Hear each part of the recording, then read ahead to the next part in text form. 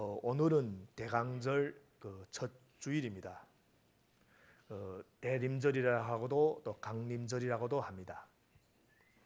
강림은 말 그대로 임재를 기다린다 하는 그런 뜻이가 있으니까 대강절은 우리에게 오시는 그 주님을 기다리는 절기라 하는 말씀입니다. 그리고 이 대강절에는 두 가지 의미가 있습니다. 먼저는 아기로 오신 예수님이 탄생을 기념하고 또 축하하는 의미에서 준비하는 기간입니다. 또한 동시에 앞으로 다시 오실 예수 그리스도를 소망 가운데서 기다리는 그런 시간이기도 합니다. 그리고 이 대강절에는 그 어둠 가운데 있는 세상이 예수 그리스도로 말미암아 점차 밝아짐을 상징해서 또 매 주일마다 초를 하나씩 더 켜나가는 그런 전통이 있습니다. 이렇게 하나씩 더하여 가던 촛불이 이제 성탄절이 오면 주일에 이르러서 성탄주일에 오면 촛불이 4개가 모두가 점화하게 됩니다. 그래서 오늘 보시면 촛불이 하나가 점화되어 있습니다. 그리고 이 촛불 하나하나가 또 나름대로 또 의미도 있습니다. 첫째 주에 켜는 촛불은 소망의 주님, 둘째 주에 켜는 촛불은 평화의 주님, 셋째 주에 켜는 또 촛불은 사랑의 주님, 그리고 넷째 주에 켜는 그 촛불은 기쁨의 주님을 상징하고 있습니다. 그리고 교회력에서 새로운 한 해가 시작되는 이 대강절은 11월 말이나 또 11월 초에여서 세상의 시간으로 말하면 한 해를 마무리 짓는 그런 시간이기도 합니다. 또 대강절은 시기적으로는 또 성탄절을 앞두고 지키는 절기이기도 하고, 그래서 모든 교회가 이 대강절이 되면 성탄절을 또 준비하고 기다리게 됩니다.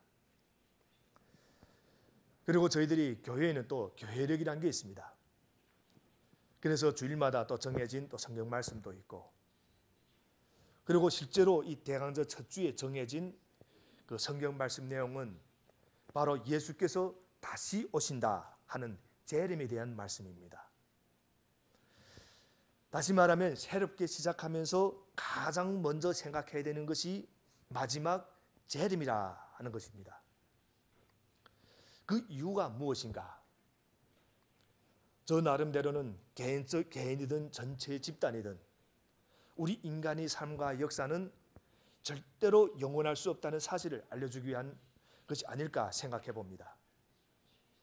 아무리 특별하고 위대해도 인간의 삶과 역사에는 분명히 끝이 있다는 것입니다. 그래서 세상의 시간으로는 한 해를 마무리하는 이 시간에 우리 신앙의 선배들은 마지막 재림을 생각하면서 새로운 한 해를 준비했다는 것입니다. 저는 그런 의미에서 이 대강절 첫 주일에 예수님의 탄생을 축하할 뿐만 아니라 주님이 자녀인 또 우리가 미래, 즉 재림을 어떻게 준비해야 하는지를 더욱 살펴보기를 원합니다. 여러분, 재림에 대한 관심은 초대교회 그리스도인들에게는 신앙의 핵심이었습니다. 신약성경에는 사도 바울의 서신이 13권 기록되어 있는데 이 가운데서 갈라디아서, 에베소서, 빌레몬서 3권을 제외하고는 그 나머지 10권이 모두가 재림에 대한 믿음을 또 소개하고 있습니다. 그래서 재림을 준비하는 믿음을 가져야 된다. 이것이 사도 바울이 강조하는 내용입니다. 그러면 오늘 세 가지 질문을 가지고 오늘 본문을 시작하겠습니다. 그럼 첫 번째 질문입니다. 어떻게 하는 것이 재림을 준비하는 믿음인가 하는 질문입니다. 사실 재림이라 하면 우리부터 더 먼저 관심을 가지는 것이 재림이 시간과 아마 장소일 겁니다. 특히 재림의 시간은 2000년 기독교 역사에서 끊임없이 관심의 대상이 되어 왔습니다. 그런데 아쉽게도 재림의 시간이나 장소에 대해서 알려주는 말씀은 성경 어디에서도 찾아볼 수 없습니다. 오히려 그때와 그 해는 아무도 알 수 없다. 이것이 성경이 또 가르침입니다. 오늘 본문 36절을 우리 함께 읽겠습니다. 36절 함께 읽어보겠습니다. 그러나 그 날과 그 시각은 아무도 모른다.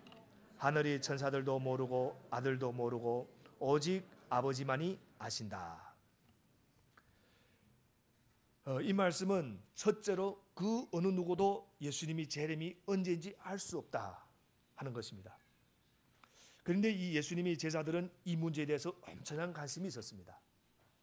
오늘날도 관심이 있었지만 그때 당시 예수님의 제자들도 이 문제에 대해 관심이 있었습니다. 그래서 마태복음 24장을 처음부터 쭉 읽어보면 예수님께서 너무나도 웅장하게 잘 지으신 그 예루살렘 성전이 돌 위에 돌 하나도 남지 않고 다 무너지리라 하는 예언을 하십니다. 그리고 이 예수님의 말씀에 충격을 받은 제자들은 따로 조용히 주님께 찾아가서 질문을 합니다. 그 24장 3절을 보면 예수님 제자들이 이런 질문을 합니다. 이런 일들이 언제 일어나겠습니까? 선생님께서 다시 오시는 때와 세상 끝날에는 어떤 징조가 있겠습니까? 우리에게 말씀해 주십시오. 그래서 예수님께서는 오늘 이 본문을 포함해서 미래에 대한 말씀을 해주시면서 결론적으로 이렇게 말씀하십니다. 그러나 그날은 그 시각은 아무도 모른다. 하늘의 천사도 모르고 아들도 모르고 오직 아버지만이 아신다. 여러분, 미래에 어떤 일이 벌어질지는 누구도 모릅니다. 미래학자들이 이전에 많은 것들을 예측했지만 틀린 것들이 또 너무 많았습니다. 그러나 우리가 너무 염려할 필요는 없습니다. 미래는 어떻게 될 것인지는 우리가 모르지만 누가 미래를 붙들고 있는가는 우리 믿는 사람들은 알고 있습니다. 누가 미래를 붙들고 있는가? 바로 전능하신 하나님이 붙들고 계십니다. 공의로우시고 자비로우시고 사랑이 많으신 하나님이 미래를 꽉 붙들고 계신다. 그래서 다윗이 이런 고백을 했습니다. 시편에서 시편 31편 14절부터 15절을 보면 이런 고백이 있습니다. 누가 뭐라고 해도 나는 주님만 의지하며 주님이 나의 하나님이라고 말할 것이다. 내 앞날은 주님이 손에 달렸으니 내 원수에게서 내 원수와 나를 박해하는 자들의 손에서 나를 건져 주십시오. 우리가 할 일은 미래에 대해 두려워하거나 세계 종말에 대해서 벌벌 떨고 두려워하는 것이 아니라 미래를 붙들고 계시는 주님을 붙드는 것입니다. 우리가 할 일은 주님을 붙들라. 내 앞날을 붙들고 계시는 주님을 붙들면 우리는 아무 염려를 할 필요가 없다. 이것이 성경의 가르침입니다. 미래는 주님이 뜻 가운데 있기 때문에. 둘째는 천사들도 그리스도의 재림 시기를 모른다 하는 것입니다. 심지어 천사들도 예수님께서 언제 재림하실지 모른다고 성경은 가르칩니다. 만일 누군가가 천사들도 모르는 것을 자기가 안다고 주장한다면 그것은 엄청난 교만이고 잘못인 것입니다. 셋째는 아들도 자신이 재림의 날짜를 모른다고 합니다. 그래서 어떤 인간도 또 천사도 그 날과 그 시기를 모른다는 것을 우리가 또 충분히 이해하지만 어떻게 하나님이 아들이신 예수님도 자기 자신이 재림하는 것을 모른다. 아마 이 점에 대해서 이해하기가 쉽지 않습니다. 그래서 많은 사람들이 또 이 구조를 가놓고 논쟁했습니다. 예수님은 전지전능하신 하나님이 아니신가? 성자 하나님이신 예수님께서 어떻게 자신이 재림의 때를 모른다고 하는가? 이것이 말이가 되는가? 그리고 많은 신학자들이 또 이걸 가지고 이렇게 해석했습니다. 예수님은 이 말씀을 하시는 순간에는 아직 십자가에 죽고 부활하지 않으셨기 때문에 아직 인간의 몸이기 때문에 인간 입장에서 그 시기를 모른다고 말씀하신 것뿐이라. 이것도 충분한 해석은 못 되지만 우리 이 말씀이 어떤 뜻인가에 떠나서 오늘 본문 마태복음이 우리에게 전해주기 원하시는 것 말씀이 깊은 뜻이 있습니다. 그것은 예수님이 재림이 정확한 시간을 아는 사람은 아무도 없고 오직 하나님뿐이라. 이 점을 마태복음이 우리에게 알려주는 겁니다. 그래서 여기서 우리는 예수님이 재림에 대한 잘못된 두 가지 태도를 우리는 지적할 필요가 있습니다. 첫째는 예수님이 재림 날짜가 언제인지 안다고 주장하는 태도. 이것은 우리가 지적해야 됩니다. 예수님이 언제 다시 오실지 그 날짜가 언제인지 안다고 주장하는 이 말을 들으시면 그것은 100% 잘못된 것이라고 생각하시면 됩니다. 이거는 100% 잘못됐습니다. 그러니까 그게 절대 미혹할 필요도 없습니다. 그건 틀린 거니까. 둘째는 주님이 재림에 대해서 무관심한 태도. 이것도 오늘날 우리에게 굉장히 무서운 태도입니다. 아예 종말에 대해 무관심한 태도. 그 이단들 때문에 종말이나 재림이라는 이 말만 들어도 사람들이 알레르기 반응을 일으키고 거부 반응을 일으키게 됩니다. 그래서 그런 말을 들으면 무조건 이단이라고 생각하면서 종말에 대해서 아예 생각조차 하지 않으려고 듭니다.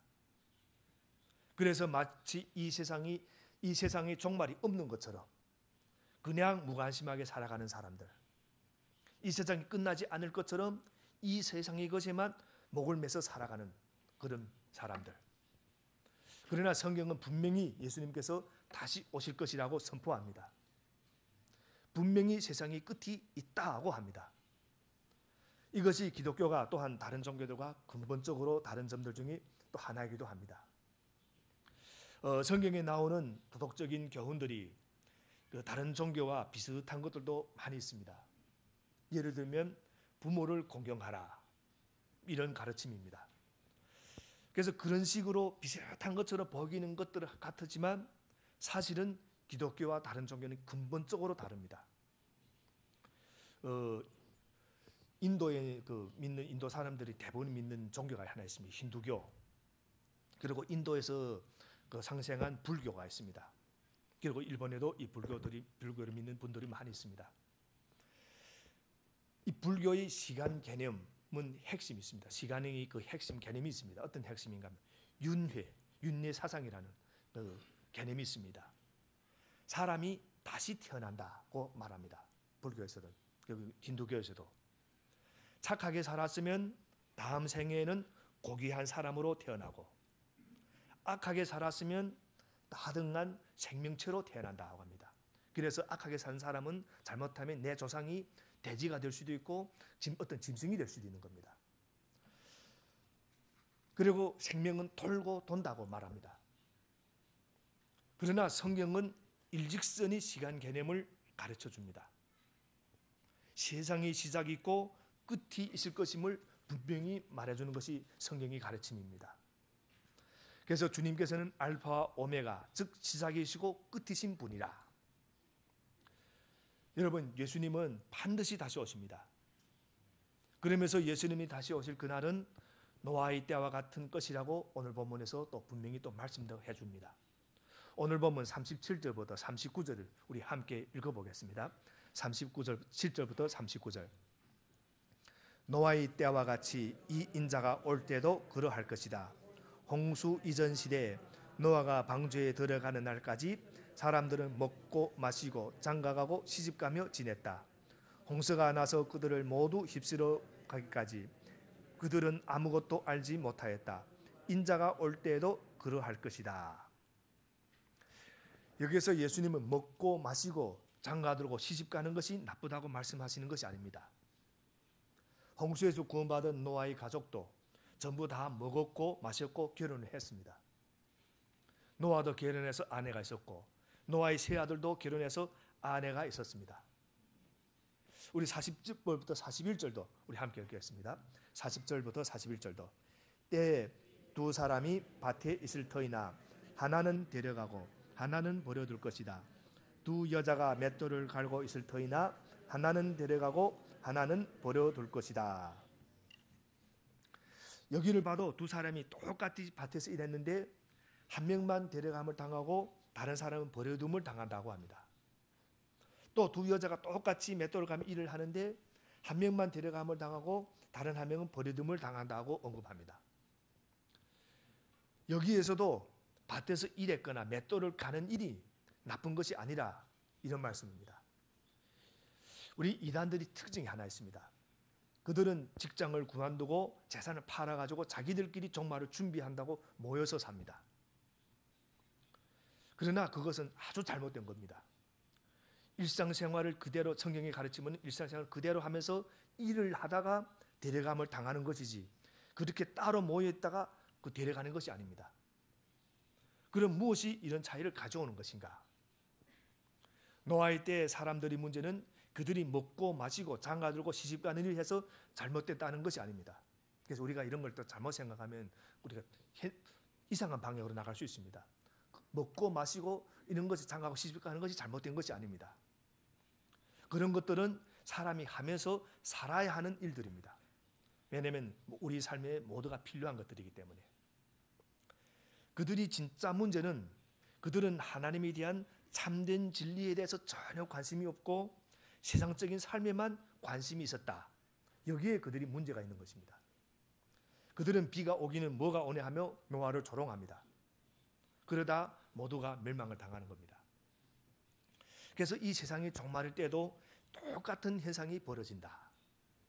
많은 사람들은 진리신 예수 그리스도에 관심이 없이 매일 그저 자기 나름대로 바쁘게 살다가 결국 깨닫지 못하고 심판을 당하게 되리라 하는 말씀입니다. 그럼 여기서 우리가 두 번째 질문이 나옵니다. 그러면 우리는 어떻게 살아야 하는가 하는 질문입니다. 42절 말씀 우리 함께 읽겠습니다. 42절 말씀. 그러므로 깨어 있으라. 너희는 너희 주님께서 어느 날에 오실지를 알지 못하기 때문이다. 깨어 있으라. 깨어 있으라고 말씀합니다. 언제 오실지 모르기 때문에 늘 깨어 있어야 한다고 합니다. 그러면서 43절, 44절도 우리도 함께 읽겠습니다. 43절, 44절. 이것을 명심하여라. 집주인이 도둑이 밤 몇 시에 올지 알고 있으면 그는 깨어 있어서 도둑이 집을 뚫고 들어오도록 내버려 두지 않았을 것이다. 그러므로 너희도 준비하고 있으라. 너희가 생각하지도 않는 시각에 인자가 올 것이기 때문이다. 여기도 똑같은 말씀입니다. 그렇게 늘 깨어 있으면 도둑이 언제 와도 대비할 수 있다고 합니다. 그리고 44절을 보면 준비하고 있으라고 또 말씀이 나옵니다. 우리가 전혀 예상치 못한 때 예수님이 다시 오실 것이기 때문에. 결국 무슨 뜻인가? 42절, 43절에서는 깨어있으라 하고 그리고 두 번 강조를 합니다. 그러면 이것은 아주 강조를 하는 겁니다.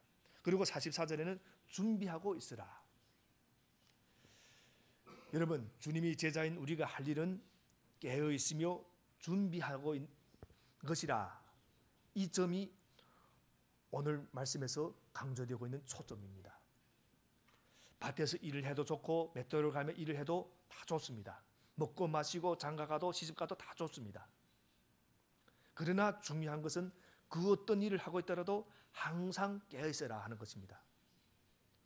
똑같은 일을 하고 있다도 깨어있느냐 깨어있지 않느냐에 따라서 결과가 완전히 달라지기 때문에. 지금 이 말씀은 제자들에게만 살짝 하시는 말씀이 아니라 모든 사람, 즉 우리에게 하시는 말씀입니다.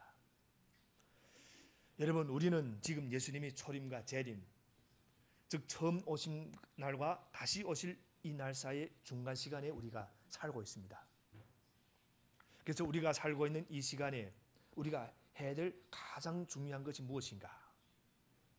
두려워하며 걱정하는 것이 아니라 깨어있는 거라. 이것이 오늘 말씀에서 예수님이 반복해서 강조해 주시는 말씀입니다. 여러분, 우리는 매일 살아가면서 자신이 느끼든지 못 느끼든지 여러 종류의 공포와 걱정과 염려로 가득 찬 가운데서 실제로 또 살아가고 있습니다. 염려하고 두려워하는 마음을 가만히 들여다보면 결국 무엇이 있는가 하면 우리 모두가 미래에 대한 두려움이 있습니다. 그 어느 누구도 미래에 어떤 일이 날지 정확히 알 수가 없기 때문에, 그래서 사람들은 알 수 없는 미래를 걱정하며 무슨 일이 날지 알기 위해서 굉장히 노력합니다. 그래서 점성술 또 점쟁이 이런 데를 찾아가고 그런 데서 그들이 또 인기가 굉장히 높습니다. 그래서 교회에서도 똑같습니다. 하나님의 음성을 듣고 싶어하고 하나님의 음성을 듣는다고 하는 사람들한테 끌려듭니다. 그래서 교회 안에서도 하나님의 음성을 듣는다 이런 사람한테 관심이 있고 그런 사람들이 따라다니기도 합니다. 그러니 재림에 대한 우리 신앙은 어떠해야 되는가? 여기에 대해서는 예수님께서 마태복음 25장에서 말씀하신 것처럼 열천의 비유, 그리고 마지막 때 양과 염소로 구분하는 그 최후의 심판에 대한 비유가 우리에게 좋은 가르침이 됩니다. 재림에 대한 바람직한 신앙은 알려주지 않은 시기와 때를 억지로 밝힐 것이 아니라 언제 오시든지 기쁨으로 맞이할 수 있는 그 기림을 준비했던 그 슬기로운 처녀들처럼 그렇게 준비하는 신앙이라 하는 것입니다. 그럼 무엇을 어떻게 준비해야 되는가? 마지막 때의 심판 기준이 무엇인가? 이것을 또 우리가 알아야 됩니다. 지극히 작은 자 한 사람에게 어떻게 했느냐 하는 것입니다. 물론 이 말씀은 실제로 그렇게 작고 보잘것없는 사람을 잘 대해야 한다는 뜻이기도 하지만 그 의미를 더욱 깊이 살펴보면 순간순간마다 무슨 일을 하든지 소홀히 하지 말고 최선을 다하고 다하라는 준비하라는 말씀이기도 합니다. 그래서 마지막이 가깝다고 생각될수록 더욱 그렇게 하라 하는 말씀이기도 합니다. 그렇게 바로 이렇게 하는 것이 재림을 준비하는 신앙이기 때문에. 그런데 오늘 이 시대를 보면 진짜로 예수님이 언젠가 오실 텐데 사람들은 재림과 종말에 관심이 없습니다. 심지어 우리 교회 안에서도 관심이 없습니다. 자녀 문제, 여러 가지 우리의 일상생활이라는 많은 문제 때문에 우리 모든 관심이 거기 다 가 있습니다. 그래서 매일 마음을 풀어놓고 지내며 오늘 할 일은 내일로 미루며 적당히 사는 경우가 참 많이 있습니다. 뭐 저부터 시작해서. 아니면 그리 중요하지 않은 일도로 우리 시간을 낭비하며 지내거나 또 매일이 삶에서 기계가 돌아가는 것처럼 바쁜 것만 여기면서 또 바쁘지만 큰 의미가 없는 또 삶을 우리가 또 살아가기도 합니다. 혹시 우리도 이런 일들을 되풀이하면서 영양가 없이 분주하기만 하고 지내고 있는 것은 아닌지 정말 우리가 다시 한번 이런 말씀을 통해서 다시 한번 진지하게 생각해 보시기를 원합니다. 이 세상은 정말 점점 더 빠른 그 스피드를 요구를 합니다. 빠른 것을 좋아합니다. 그래서 이렇게 빠르게 변하는 세상 속에서 우리가 또 미래를 준비한다는 것이 얼마나 힘든지 모릅니다. 너무 세상이 빨리 돌아가니까 우리가 제대로 보지를 못합니다. 또한 우리 눈을 더 분산시키게 하는 것이 무엇인가 하면 선택사항이 또 너무 많다는 겁니다. 정보도 너무 많다 보니까 어느 것이 정확한 정보인지 알기가 쉽지 않다는 것입니다. 여러분도 아마 인터넷에서 목사님들의 설교를 여러 가지 정보를 많이 듣고 여러 가지 인터넷에서 아마 찾아볼 겁니다. 그런데 그 가운데는 이단들이 그런 가르침도 얼마나 많은지 모릅니다. 그러니까 여러분도 그 가운데서 정확한 것을 선택하기가 참 힘든 시대가 왔습니다. 그래서 이런 것들이 쌓이고 또 쌓이다 보니까 우리가 삶 속에서 정말 중요한 것이 내 집중하기보다는 자꾸 이런 정보에 우리가 분산이 되어버립니다. 그래서 우리는 지금 변화의 시대, 선택이 홍수의 시대에 살고 있는데 앞으로는 점점 더 그렇게 될 겁니다. 모든 것이 너무나도 빠르게 움직이고 있고 모든 것이 다 변화되고 있습니다. 그럼 우리가 또 이렇게 여기까지 말씀드리고 우리가 또 그럼 어떻게 해야 되는가? 마지막 질문이 나옵니다. 이러한 상황 속에서도 변화하지 않는 것이 있는가 하는 질문입니다. 그럼 우리 다 변화된다고 하는데 그럼 변화되지 않는 것이 있는가? 그런데 오늘 본문에서 또 예수님은 있다고 분명히 대답하십니다. 그 무엇인가? 24장 35절입니다. 오늘 읽진 않았지만 그 36절 그 앞에 35절입니다. 우리 35절을 우리 함께 읽어보겠습니다. 35절. 하늘과 땅은 없어질지라도 나의 말은 결코 없어지지 않을 것이다. 여기서 나의 말이라 하셨지만 전체적으로 이것이 하나님의 말씀이라고 봐도 무리가 아닙니다. 이 놀라운 선언이 있는 겁니다. 2000년 전에 예수님은 이 세상 이토록 빠르게 변할 것을 알고 계셨습니다. 변하다가 결국은 끝날 때가 온다는 것도 알고 계셨고 그래서 변화하는 세상 속에도 변하지 않는 것을 우리에게 분명히 알려준 것입니다. 그것이 바로 하나님의 말씀이라. 바로 여기에 우리 미래를 준비하는 열쇠가 있습니다. 세상의 모든 것은 다 변하고 변질이 됩니다. 그러나 하나님은 변함이 없으시고 그분의 말씀도 또한 변함이 없으십니다. 그래서 우리가 구원의 확신을 가질 수 있는 것, 왜 우리 구원의 확신을 가질 수 있는가? 내가 거룩하기 때문에, 내가 아주 잘하기 때문에, 내가 헌신적으로 봉사하기 때문에, 내가 정말 선교사가 되고 내가 어떻게 됐기 때문에 아닙니다. 선교사도 어느 때가는 무너질 때 사람은 다 무너집니다. 무너질 때가 있습니다. 목사도 어느 때는 어떻게 무너질지 모릅니다. 그러나 우리가 확신을 가질 수 있는 것이 있습니다. 그것은 하나님의 말씀의 변함이 없기 때문에 옛날에 2000년 전에 주신 예수님을 믿으면 구원받는다. 이 말씀하신 이 말씀이 시대가 바뀌어지고 2000년의 세월이 흘렀으니까 그것이 바꿔졌는가 하면 그런 것이 아니라 이 말씀은 오늘도 유효한 겁니다. 그래서 하나님의 말씀은 바뀌지 않고 영원하기 때문에 그래서 우리가 이 천국에 들어갈 확신을 가질 수가 있는 것입니다. 하나님의 말씀이 변하지 않기 때문에 예수 믿으면 구원받는다. 금방 변하는 것이 아니라 곧 쓸모없어질 것을 신뢰하고 산다면 우리는 마치 아주 약한 기초에 지어진 집에 사는 사람과 똑같습니다. 그러므로 하나님은 우리가 미래를 잘 준비할 수 있도록 우리에게 말씀을 주셨던 것입니다. 여러분, 단순히 내용과 지식을 아는 것도 중요하지만 또 말씀을 해서 우리가 단순히 내용과 지식을 아는 것도 중요하지만 이 말씀이 무슨 의미가 있는가, 특히 이 말씀이 내 삶에 어떤 의미가 있는가, 이것이 더욱 중요합니다. 그래서 단순히 성경 읽고 설교 듣고 내용이 이거라 하고 생각하면 끝나는 것이 아니라 이것이 과연 무엇인가를 먼저 깨닫고 그리고 이것이 또 내 삶에 무슨 의미인가를 깨닫고 그리고 이 말씀을 붙들고 그대로 사는 것이 미래를 준비하는 가장 중요한 열쇠입니다. 여러분, 우리 성경을 보면서 우리 잘 보시기 바랍니다. 성경에는 우리 가정에서 남편과 아내에 대한 말씀을 주신 말씀들이 있습니다. 남편은 아내를 사랑하라 주셨습니다. 그리고 아내는 남편한테 순종하라 말씀 주셨습니다. 그런데 성경에는 이 하나님이 남편을 믿어라, 아내를 믿어라 이런 말씀이 없습니다. 그런데 우리 가장 저희한테 오는 말씀들 가운데 있는 것이 남편을 믿지 못하겠다. 어째서 이렇게 믿었는데 어떻게 이렇게 됐다. 이런 말씀들이 많이 있습니다. 성경에는 남편을 믿으라는 말씀이 없습니다. 교회에 와서 사람을 믿으라는 말씀이 없습니다. 목사를 믿어라. 성경에는 목사를 믿어라. 이런 말씀이 없습니다. 성경을 잘 보시기 바랍니다. 그래서 우리가 교회 와서 누구를 믿어야 되는가?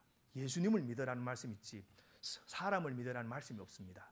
그래서 우리가 교회 와서 어느 사람이 믿었다가 어떻게 상처를 입었다.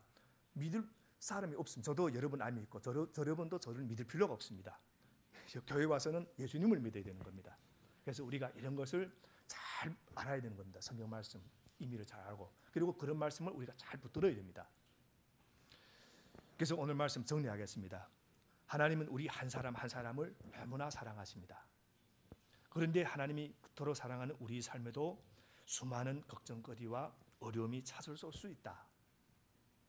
자녀 문제가 있을 수도 있고 가정 문제, 직장 문제, 사업 문제, 건강 문제 그 외에도 많은 문제들이 일어날 수 있습니다.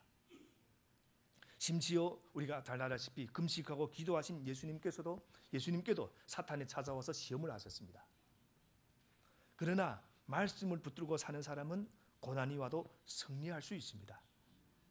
소망 가운데 인내하며 하나님의 도우심을 기다릴 수가 있습니다. 왜냐하면 신실하시고 전능하신 사랑의 하나님을 신뢰하기 때문에.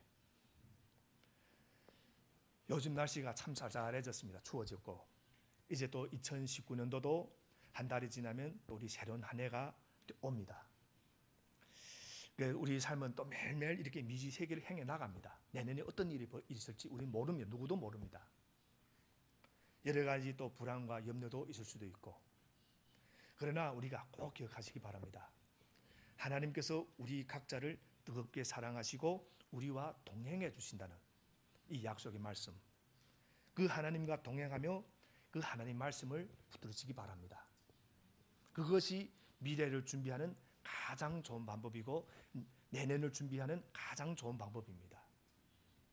오늘 우리에게 이 대강절 첫 주일을 주님이 허락해 주셨습니다. 우리 계획과 우리 시간과는 상관없이 주님께서는 우리 믿는 자들에게 다가오시되 어떤 모습으로 다가오시는가? 사랑으로 다가오시고 축복으로 다가오십니다. 그 주님께서 또 오늘 오실 그날을 우리가 모두가 바라보면서 또 매일 하나님과 동행하며 늘 깨어서 준비하고 그날을 또 소망하며 기다리는 우리 모두가 되기를 간절히 바랍니다. 기도하겠습니다. 하나님 아버지, 오늘은 예수님의 재림에 대해서 세 가지 지문을 가지고 내용을 살펴보았습니다. 주님께서 다시 오실 때를 우리는 어떻게 준비해야 되는지 오늘 말씀을 통해서 배울 수 있어서 감사합니다. 미래를 붙들고 있는 하나님을 바라보고 주신 말씀으로 자신을 무장하고 슬기로운 처녀처럼 늘 준비하는 자세가 되기를 원합니다. 지극히 작은 자 한 사람에게 어떻게 했느냐 하는 비유처럼 또한 항상 작은 일에도 최선을 다할 수 있게 하여 주시옵소서. 이렇게 믿음과 삶에서 맡겨진 일에 늘 최선을 다하고 늘 준비된 모습으로 임하는 가운데서 다시 오실 주님을 기쁨으로 만날 수 있게 하여 주시옵소서. 예수님 이름으로 기도를 드립니다. 아멘. 우리 함께 찬양하면서 주님께 봉헌하는 시간을 가지겠습니다.